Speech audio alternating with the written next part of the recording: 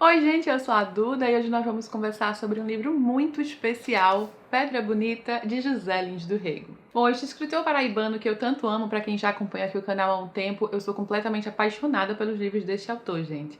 Tornou-se um grande favorito, eu li todo o ciclo da cana-de-açúcar e tem vídeo aqui no canal sobre todos os livros.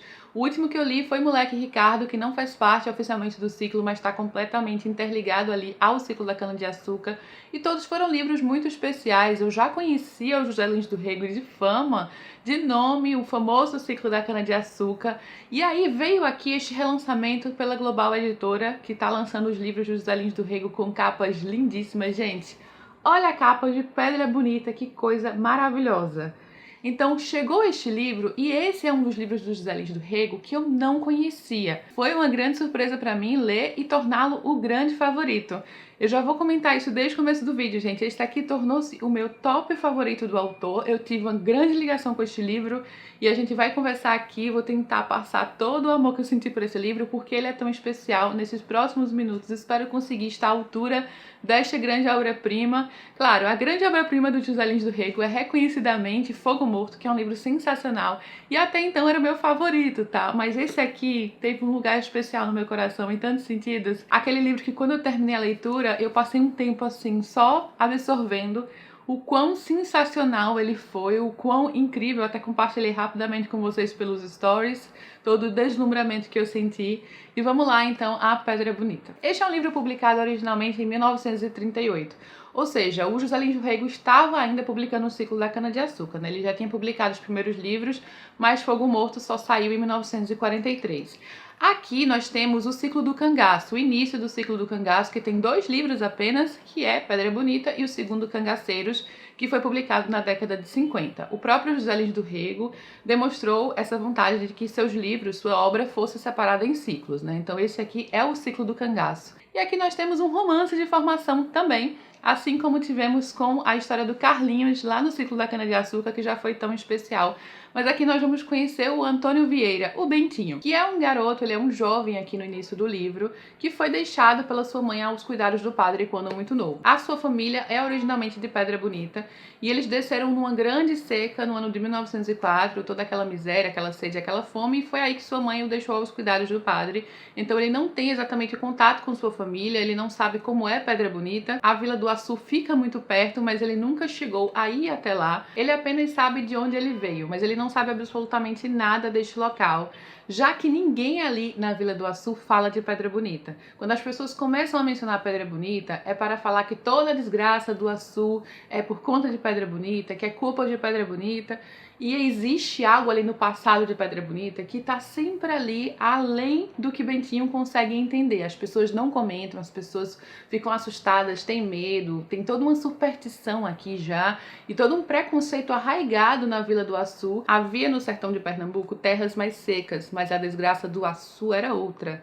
Até nem era bom falar, o diabo perdera as esporas por aquelas bandas. Era o sangue dos meninos da Pedra Bonita.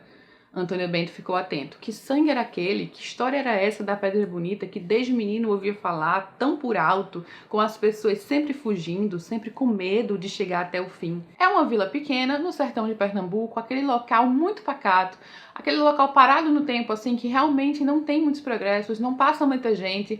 É um local meio abandonado, mas que as poucas pessoas que ali vivem, todas se conhecem. Uma grande atração da cidade é a igreja, né? A igreja é a única coisa mais imponente na cidade, que é comandada pelo Padre Amâncio, um grande personagem no livro. E o Padre Amâncio é justamente o padrinho do Bentinho, né? Que cuida do Bentinho desde muito pequeno. Então, por mais que o Bentinho tenha recebido o amor do padre, ele recebe preconceito e ele é apenas tolerado pelo resto da cidade, porque ninguém lá gosta de pessoas que vieram de Pedra Bonita.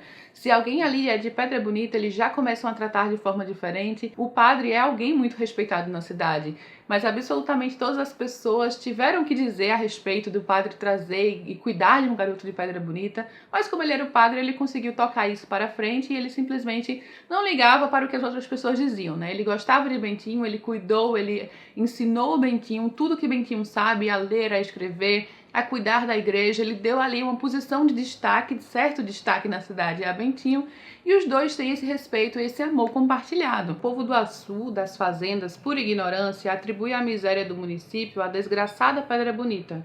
Se odeiam, Procurei modificar esta raiva que vem de avô a neto. Foi inútil. Você mesmo deve ter sentido isto. Eles lhe olham como um estranho, um infeliz, como se você não fosse da mesma carne dos daqui. Quando eu lhe adotei, me censuraram. Até minha irmã se opôs. Ninguém criava uma cobra, e no entanto eu sei que você é bom, digno de todo o meu afeto. A atmosfera da Vila do Açu aqui já é algo à parte, né? Porque o José Lins do Rego sabe fazer isso muito bem. Uma vila ali isolada, esquecida do mundo, em que há uma igreja que é ali o centro de tudo e que as pessoas falam da vida umas das outras. Há fanatismo, superstição, crendices. Então eu acho que vale começar essa leitura sem saber o que aconteceu em Pedra Bonita. E para isso você precisa pular a introdução, como eu fiz. Eu voltei a ler a introdução ao final. E quando eu li a introdução eu fiquei ainda mais estarrecida. E eu vou dizer o porquê, sem contar, claro, o que aconteceu em Pedra Bonita. Mas sim, há esse certo mistério que vai permear ali a imaginação de Bentinho, já que ele não sabe muito bem o que foi que aconteceu, por que as pessoas sussurram, por que as pessoas têm medo. E muitas vezes ele queria saber, ele queria procurar e tinha mais curiosidade. Ao mesmo tempo, ele sempre teve medo de descobrir, porque ele sabe que ele era de Pedra Bonita e que toda a sua família ainda mora lá. Então, nesse início do livro, a gente vai realmente se aclimatar aqui na Vila do Açu, conhecer os seus moradores, o cotidiano, algo que o José Lins do Rego faz muito bem. Aqueles personagens que passam, que são extremamente reais, parecem pessoas que você poderia conhecer. Todo esse primeiro momento é repleto dos preconceitos arraigados, do Bentinho que é inocente, com um bom coração, mas ele só recebe ódio ali daquelas pessoas, inclusive isso até meio que modifica um pouco sua percepção, né? A forma como ele vê aquelas pessoas também, pelo que ele recebe em troca. E em meio a isso, o Bentinho vai crescendo nos seus anseios e sonhos, sempre com algo ali no passado, sempre com algo que ele não conseguiu entender. E ele conhece alguns personagens peculiares que passam pela Vila do Açu. Muito importante para ele é o cantador Dioclésio, uma pessoa que vai abrir os seus olhos para possibilidades ali do sertão.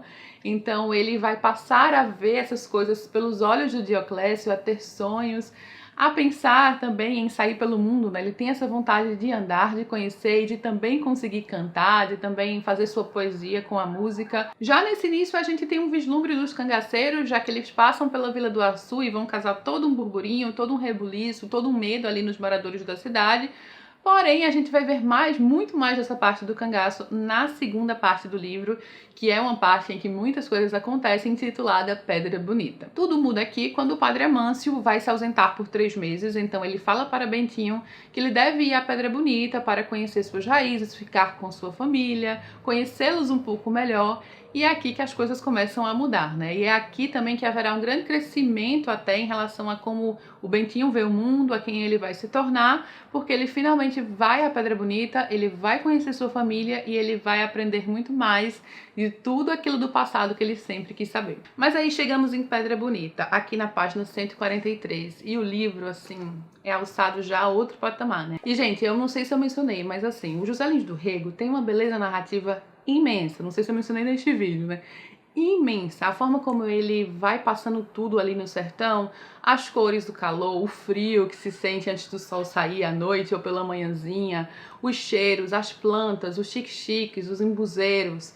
Então tudo você vai percebendo ali também junto com os personagens a ponto de, sei lá, você conseguir sentir, sabe? E sempre ao passar essa beleza, a gente sabe que há tanta miséria ali ao redor, que a vida é tão difícil, a vida é tão miserável em tantos sentidos, mas há esse respiro, sabe? Da beleza da terra, da natureza, da cor do céu, e que as próprias pessoas também param e contemplam, elas precisam daquilo também. Tem muito disso também no livro Fogo Morto, né? Então aqui logo no comecinho, né, no pé da Serra do Araticum, onde é a terra dos Bento Vieira, né, da família de Bento Vieira, ficava a propriedade do velho Bento Vieira.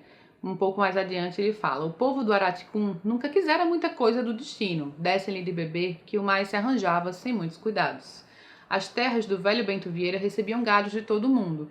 Eram terras, na verdade, abençoadas ali, né? Porque tinha água, era muito difícil que a seca os atingisse, só quando era uma seca muito braba, realmente. Terras convertentes, com águas correntes, uma serra verde perto, repudiadas pelo povo.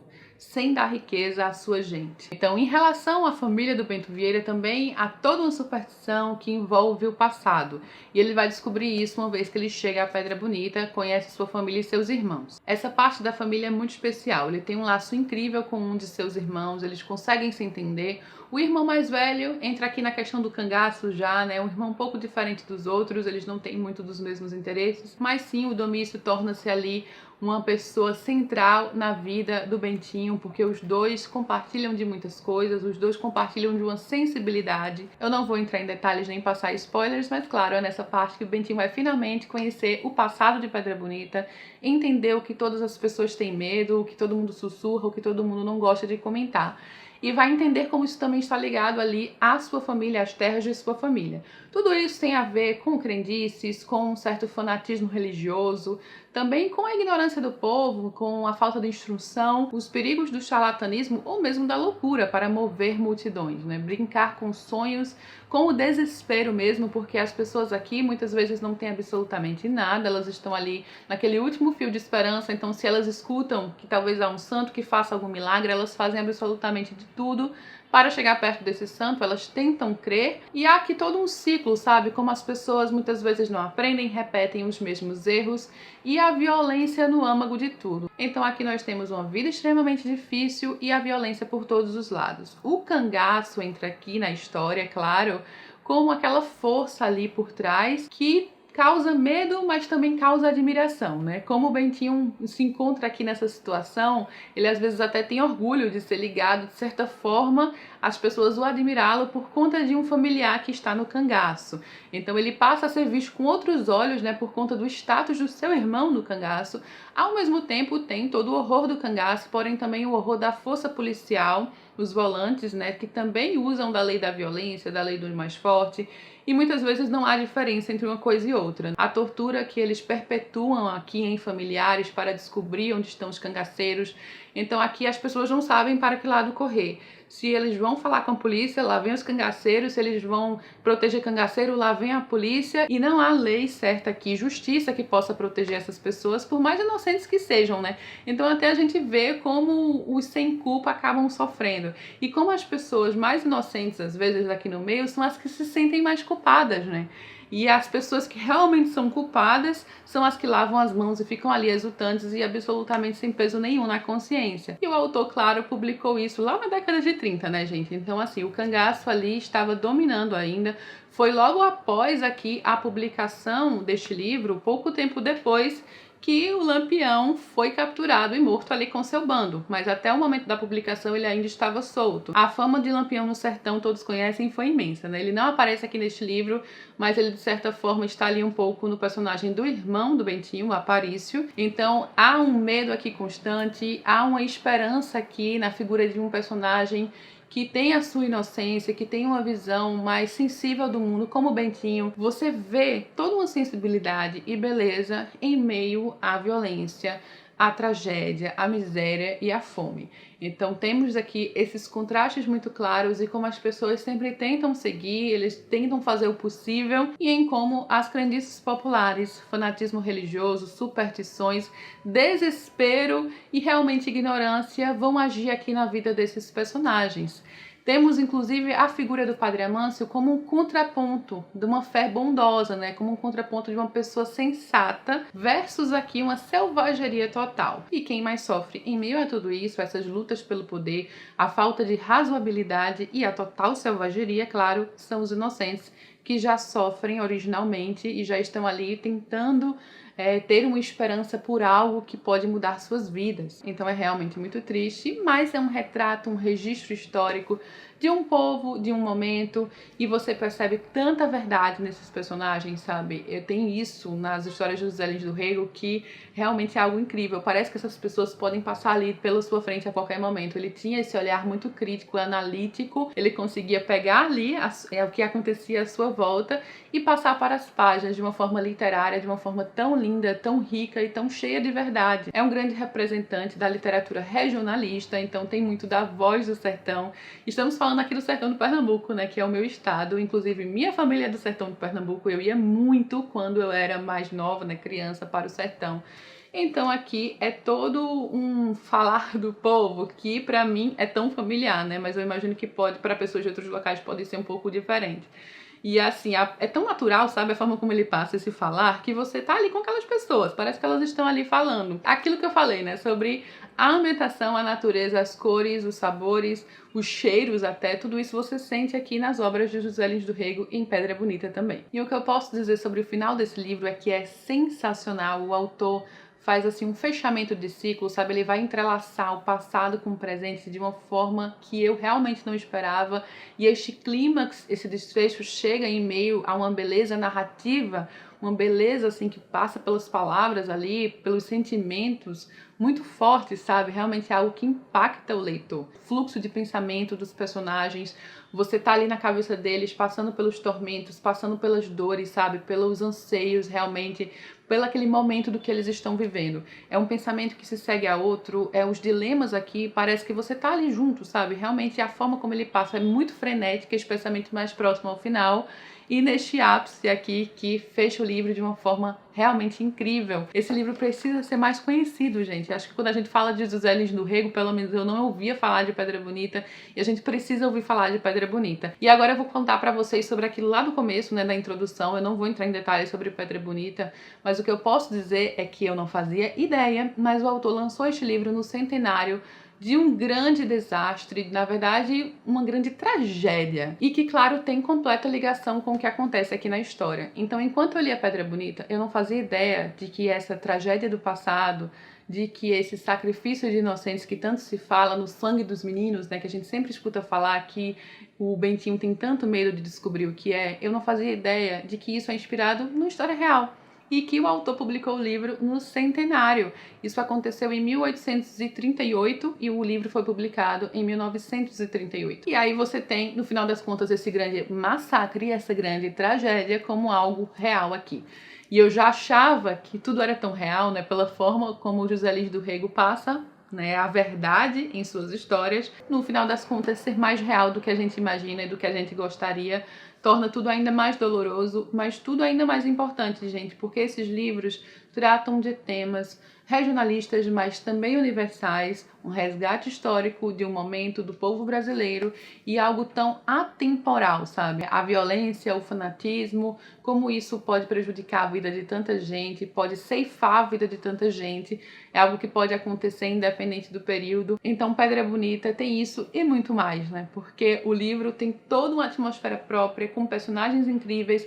O Bentinho tornou-se um dos meus personagens favoritos, extremamente bem passado, com um certo mistério, um certo suspense aqui de início na história, que vai entregar mais e muito mais. Eu sinto que eu chego no fim do vídeo e nem fiz jus a este livro, sabe? Porque o livro é realmente sensacional. Os sentimentos que ele passa, absolutamente tudo. Eu gostaria de ficar aqui por algum tempo falando sobre esse livro com vocês, mas apenas leiam e me contem depois o que vocês acharam, porque não vão se arrepender, vale muito a pena, assim, se você gostou minimamente do que eu disse, e se você acha que o livro pode ser pra você também, vá em frente, porque aqui é uma grande preciosidade, gente. Eu acho que eu posso dizer, talvez, esse é o meu livro nacional favorito atualmente, sabe? O livro que eu coloco lá em cima do pódio. O José Lins do Rego já estava lá em cima do pódio, mas agora Pedra Bonita tá lá em cima do pódio também. Curiosamente, o que eu colocava no pódio era o Morte e Vida Severina, do João Cabral de Melo Neto, e que também se relaciona, claro, de tantos jeitos e de tantas formas ao que o José Lins do Rego trabalha aqui nos seus livros, né, esses temas. Eu vou encerrar o vídeo com o finalzinho da apresentação do livro, que foi escrito pela Adriana Negreiros. Ela fala sobre o ciclo, ela menciona um nome, Ciclo do Cangaço, Misticismo e Seca. E ela diz o seguinte, que poucas obras da sociologia, da história ou da antropologia podem ensinar tanto sobre esses três temas quanto os romances de José Lins do Rego, e com algo que só a arte é capaz de fazer, transformar o horror na mais exuberante beleza. Eu espero que vocês tenham gostado do vídeo. Se já leu, conta aqui o que achou, se quer ler. O link para a compra deste livro vai estar aqui embaixo, gente. Também vou deixar o link da playlist do José Lins do Rego, que eu não sei se eu fiz, mas se eu não fiz, farei. Então a playlist vai estar aqui também nos cards e aqui embaixo no box de informações. Deixa aqui o seu comentário, me conta o que você achou, vamos conversar. E deixa também sua curtida, né? Isso é bem importante. Se inscreve no canal para receber tudo em primeira mão. Beijo enorme a todos e até a próxima.